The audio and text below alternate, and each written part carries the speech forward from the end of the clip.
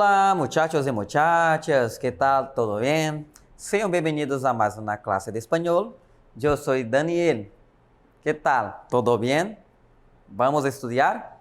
Olá galera, tudo bem? Sou o professor Daniel, professor de língua espanhola e vamos para mais uma aula, né galera? A aula é de número 5 da nossa sequência aí de aulas para o Enem. Então, lembrando sempre, galera, o foco nosso é a prova do Enem, né? Para isso, você vai utilizar seu material aí de embasamento, nosso guia didático, né? O livro aí, Resolve Enem. Nós temos o volume 1, volume 2, né? Hoje, galera, nós vamos estar trabalhando o volume 1, tá? Então, se você ainda não pegou seu livro, vá lá, pegue seu livro, dá tempo, né? Se tiver na plataforma, é só dar um pause. Se tiver pela TV, eu estou contando de 1 até 10, 10, já vamos começar, tá, galera? Então, galera, hoje nós vamos falar um pouco, né? E geralmente, quando cai questões do Enem com esse gênero, né, o qual vamos tratar, que são a charge e as tirinhas, tá, galera? O aluno, às vezes, ele acha assim, ele pensa da seguinte forma: ah, eu prefiro a charge e a tirinha porque é um texto mais curto, né? E você ali tem o auxílio da linguagem não verbal, né, galera? Ou seja, o recurso da imagem. Você, de repente, ali consegue perceber uma expressão facial. Então, associando os elementos aí da comunicação à linguagem verbal, não verbal, você consegue fazer uma interpretação melhor. Só que também, galera, a gente tem que ter cuidado. Por quê? A charge e a tirinha, elas dizem muito através do pouco. Ou seja, em poucas palavras, às vezes, né, você tem um contexto aí absurdo. Por quê? Porque um dos objetivos desse gênero é justamente fazer críticas, né? Críticas à sociedade, críticas a modelos econômicos, críticas a padrões culturais estabelecidos. Então, esse cunho humorístico, né, que é chamado o humor da tirinha ou da charge, ele traz toda uma reflexão social. Então, não é porque eu tenho apenas 2 balões de fala dentro de um texto, né, que essa questão é fácil, né? Só tem 2 falas ali. Não, existe um aparato, toda uma reflexão, né, galera? Então, na charge e na tirinha, a gente observa isso, né, galera? Então, vamos aqui, a nossa questão é a questão 34, tá? Do nosso livro aí, Resolve Enem 1, página 122, tá? Então, essa questão 34, galerinha, ela traz, né? Observem aí uma charge, né? Ah, professor, eu nunca soube a diferença entre charge e tirinha, história em quadrinhos. Tem alguma diferença? Galera, existem diferenças, né, tanto de estrutura quanto características. Geralmente, a charge, ela só tem um único quadrinho, né? Então, por isso que se diz charge. Porque ela todo o contexto, toda a crítica, todo o humor, ele é retratado apenas em um quadro, tá? Já as tirinhas têm 2 ou mais quadrinhos, né? Então, ela, apesar de trazer também um humor, ela também ela tem uma introdução, um desenvolvimento e uma conclusão, né? Ela tem um roteiro ali. E a história em quadrinho, né, é aquela que geralmente é mais longa, os gibis, né, ela realmente tem uma narrativa, né, e geralmente na história em quadrinhos, não especificamente, né, nós tratamos do humor, tá? Então a história em quadrinhos, ela é uma narrativa, né, como se fosse uma novela, mas que ela tem, né, o espaço, o tempo, tá? Ela tem o clímax, o desfecho. Então, ela tem os elementos da narrativa e ela é um pouco mais extensa, porque justamente, né, ela possui uma estrutura aí maior, tá? Mas essa nossa primeira charge aqui, observe o que eu estava falando anteriormente. Como geralmente não é porque um texto ele tem 2 falas, né, como é o caso dessa nossa charge aí, que vai deixar de trazer aí um contexto aí mundial, digamos assim.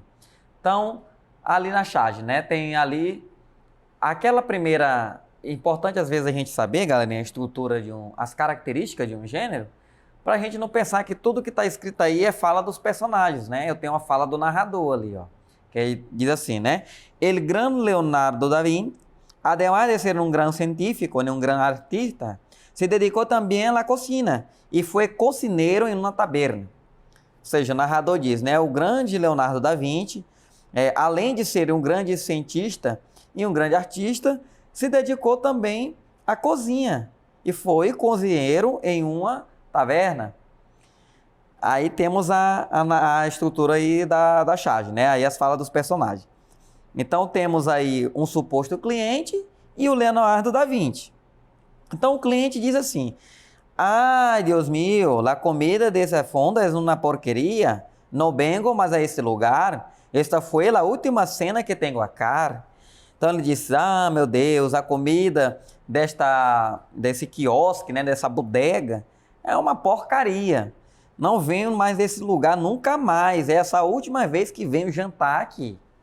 E aí o outro personagem, né, supostamente o Da Vinci, diz: "Que boa ideia. Donde derrei meus pincéis?" Ele diz: "Que boa ideia. Onde eu deixei meus pincéis?"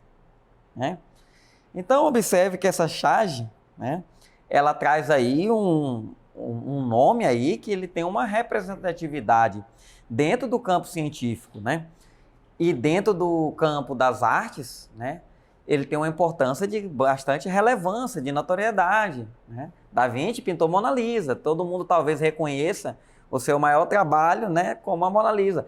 Mas se você for ler sobre esse artista, cientista, né, italiano, você vai ver que ele teve contribuições, né, principalmente na área da invenção, tá? Então ele teve uma contribuição social muito aquém, né, da sua época, tá? Olha só, então essa charge ela traz essa reflexão. Ah, professor, mas por que é importante saber, né, sobre Leonardo da Vinci dentro dessa charge, dentro dessa tirinha? Vamos ver, né? Vamos observar aqui o que o enunciador ele está pedindo. Ó, de acordo com a gravura, bem como a afirmação, no es un chiste que Leonardo se dedicou a la cocina. Creó la llamada novela Cuisine y trabajó realmente de cocinero en una taberna. Podemos afirmar com correção que... Então, observe, galera, que essa pergunta aqui, ela não é uma pergunta fácil, né? Ela é de médio para difícil, né? Porque ela envolve uma reflexão, né? Por quê? Porque como, né, geralmente a charge e a tirinha, elas têm esse cunho humorístico, a primeira coisa que o aluno ele pode pensar é, se trata de uma piada, porque eu não conheço Leonardo da Vinci como cozinheiro, que eu saiba ele era pintor, artista, né, até cientista, inventor, mas cozinheiro? Galera. Então vai dizer o que o aluno? Então a resposta aí é que esse aí é uma piada, né, é uma broma, um chiste, ou seja, é algo que inventaram para contextualizar ou brincar com a figura de Leonardo da Vinci. Só que não, galera, se você fosse aprofundar, né, e interessante você estar atento ao contexto onde isso foi inserido. Essa questão ela foi elaborada em 2019, né? Em 2019 foram achados aí alguns escritos aí, alguns livros de Da Vinci antigo, onde retrata justamente, né, essa fase da vida dele. Então, para muitos que não conhecem, Leonardo da Vinci, sim, trabalhou como cozinheiro. Inclusive, ele abriu um restaurante, né, com aquele que era o mentor dele, né, com aquele que ele fazia e aprendeu a desenhar, tá? Então, ele estudava, né, a arte, estudava o desenho, e como não tinha dinheiro para custear tanto as aulas, né, quanto viver, na noite ele fazia bico de garçom, né? E quando fazia bico de garçom, né, na época lá em Florença, o que aconteceu? Os chefes de cozinha de onde Leonardo da Vinci trabalhava, né, eles morreram envenenados. Aí não se sabe, né, ele era garçom e os chefes de cozinha morreram envenenados. Depois disso ele foi promovido a chefe de cozinha. Então não se sabe se a morte dos cozinheiros está relacionada a Da Vinci foi promovido. Não se sabe, não se há registro disso, né? Mas realmente ele foi promovido a cozinheiro e inclusive depois que ele foi promovido a cozinheiro, depois que ele saiu desse restaurante que ele trabalhou, ele abriu, né, um restaurante só para ele, tá? E claro que depois esse negócio faliu porque das coisas retratadas é que ele cozinhava muito mal, né? E como ele cozinhava muito mal, não é a questão cozinhava mal quando eu digo assim, galera, que a comida era ruim, né? Não é nesse sentido. É que para os padrões da época, né? Ele fazia muita invenção, né? Prato sofisticado. Diferente de hoje, que os cozinheiros eles se destacam justamente por terem essa ideia criativa, por fazerem mistura de sabores, de composição, né? Quem assiste aí aquela série de culinária, MasterChef, Bake Off e tal, você percebe que quanto mais o cozinheiro ele consegue fazer um equilíbrio entre sabores que no senso geral eles são antagônicos, né? Mas se ele conseguir equilibrar, ele ganha ponto, ele ganha visibilidade, ele ganha as provas, tá? Mas isso antigamente não era assim. O pessoal gostava mais, né, do típico feijão com arroz, né? Feijão combina com arroz combina com feijão, um ovinho frito ali, tudo certo. Então, geralmente, essas inovações para a época não eram bem vistas. E Da Vinci, com o seu senso de inventor, de criador, ele procurava, né, trazer essas invenções. Inclusive, há pessoas que discutem aí se realmente o sanduíche quem inventou, né, foi o McDonald's. E se diz, não, que de acordo com as obras de Da Vinci, se pode perceber que já existia ali um protótipo de sanduíche, né, quando ele se falava em combinar carne com pão. Então, há essas discussões, né, teóricas, enfim. Então, realmente, Da Vinci, ele foi cozinheiro. Então, letra A aqui, ó, diz que não é uma piada que Leonardo se dedicou à cozinha. Você marcaria, né? Não, é uma piada. Então, você já eliminaria essa daí. Mas, tendo acesso a essas novas informações, a gente não pode sair excluindo essa letra A, né? Porque faz sentido. Letra B. Em uma novela, Leonardo trabalhou de cozinheiro em uma taberna. Letra C. Leonardo se dedicou a criar no Novelli Custine, uma de suas grandes pinturas. Letra D. Não é justo que Leonardo tenha trabalhado tão jovem em uma cozinha. Letra E. Ao trabalhar em uma cozinha, Leonardo aprendeu os rudimentos da arte de usar bem os pincéis, né? Então, galera, como eu havia dito anteriormente, né, a gente entende essa tira, essa charge, analisando um pouco das suas características, né? A gente já analisou aqui anteriormente, já iniciou a aula comentando sobre, né? Então, a gente de cara pode excluir essa letra B, porque Leonardo trabalhou de cozinheiro em uma taberna, em uma novela. Galera, isso não é novela. Aqui está dizendo que o gênero é novela, e não é novela. Isso é uma charge, então já exclui de cara, né? Se a pessoa não conseguir identificar e dizer que isso é novela, ela já começa errando gravemente, tá? Letra C. Leonardo se dedicou a criar a Novelli Custine, uma de suas grandes pinturas. Não, a charge não fala disso, né? Nenhum momento. Não é justo que Leonardo Isso aí já é um apontamento de valor, né? Um comentário, é uma opinião sua, né? Claro, se você não acha justo, não interessa. O que a questão quer saber não é o senso de justiça aí, tá? Então, isso é a alternativa também, está incorreta. Ao trabalhar em uma cozinha, Leonardo aprendeu os rudimentos da arte de usar bem os pincéis. Não, galera, justamente os pincéis, ele é utilizado no tom de ironia ali, né? No quê? No sentido de Leonardo não era bom com com a cozinha, com as ferramentas que compõem, né, a culinária. Ele era bom realmente com o pincel. Então, o tom do humor foi isso. Mas a questão de Leonardo aprender os rudimentos e usar bem pincel não está relacionado à charge, né? Porque a charge ela retrata um período da vida de Da Vinci, aí logo no seu 18 anos, 19, tá? Então não pode ser a nossa alternativa. Então, realmente, não é uma piada que Leonardo se dedicou à cozinha. Verdade, a piada ali, no caso, é usar pincel para pintar, para cozinhar, né? Então, ou seja, esse jogo de valores aí com as ferramentas e os utensílios de cada profissão. Próxima questão, né? Essa também é bem... Aí já nós temos uma tirinha, como eu disse, tem mais de um quadrinho, né? São 5 quadrinhos aí que compõem. E aí, né, temos um diálogo, né, entre Miguelito e Manolito, ambos personagens aí da tira mais conhecida mundialmente, né, que é a Mafalda, tá? Mafalda aí nem está fazendo parte do diálogo, né, mas essa tira é dos personagens que envolve aí esse contexto. Aí Miguelito diz, quisieron uns caramelos, Manolito, pero no tengo plata. Podría enfiármelos?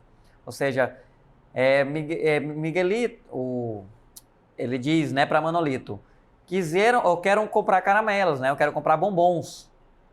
Você pode, só que eu não tenho dinheiro. Vai me vender fiado? E aí Manolito diz, hagamos uma coisa.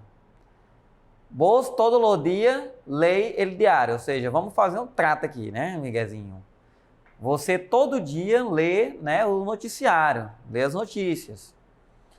E el dia que veas que não atacaram na embajada em nenhuma parte, vení que te fiarei com muito gosto, sabes?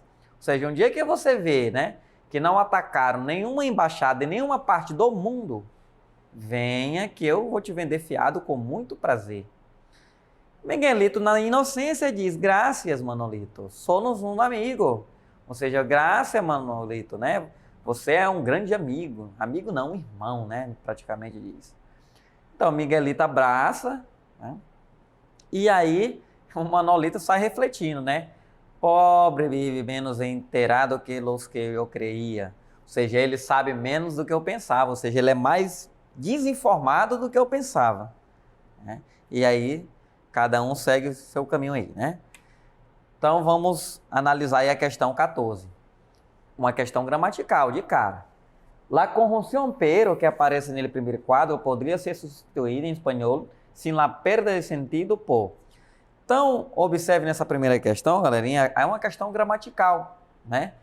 Nas aulas anteriores aí, acho que, se eu não me engano, aula 2, aula 3, a gente falou um pouco, explorou um pouco questões gramaticais envolvendo conjunções, né? E falávamos justamente dessa troca de sentido, né? Geralmente, os enunciados que tratam sobre conjunções, eles trazem essa troca semântica, ou seja, eles fazem o uso do recurso de substituição de palavras, né? Porque a conjunção, ela é um recurso também de substituição, além como um elemento, né, que conecta as orações. Então, nesse jogo de semântica, o que eles fazem? Eles pedem para trocar uma conjunção pela outra, ou seja, um vocábulo por outro, sem alteração de sentido, ou seja, permanecendo o mesmo valor semântico. Então, é costume das bancas, né, da prova, quando cobra esse tipo de conteúdo, fazer isso. E é justamente o que temos nessa questão, galera. Observe. A conjunção pero, né, que quer dizer porém na língua portuguesa, ela tem a mesma equivalência. Ela pode ser substituída, né, por qual? No obstante, assim, además, talvez, quiçá, né, ou seja, todas as palavras, né, as traduções delas, literal, aí, ela é da língua portuguesa, a mesma, tá? Então, se a gente for, né, observar a tabelinha de conjunção aí, subordinada, coordenada, é claro que mais para frente a gente vai aprofundar um pouco disso. Você vê ali que dentro das conjunções adversativas, que é onde está localizado o pero, nós temos ali outras palavras que podem ser substituídas pelo pero, que é o sin embargo, né, o mas, o no obstante. Então, galera, aí fica fácil, né? Se o no obstante tem o mesmo valor do pero, é claro que eu vou substituir ela, né? Então, sendo assim, o assim, ele não pode porque ele tem um valor de consequência, né? E eu busco aqui um valor de adversidade. O ademais tem um valor de adição copulativa, né? O talvez, nem conjunção é um advérbio de dúvida. E o quizás também, tá? Então, a única que vai ter valor aí de adversidade, né? Igualmente, a conjunção pero é a conjunção, né, no obstante, que é a nossa alternativa correta aí, né, galerinha?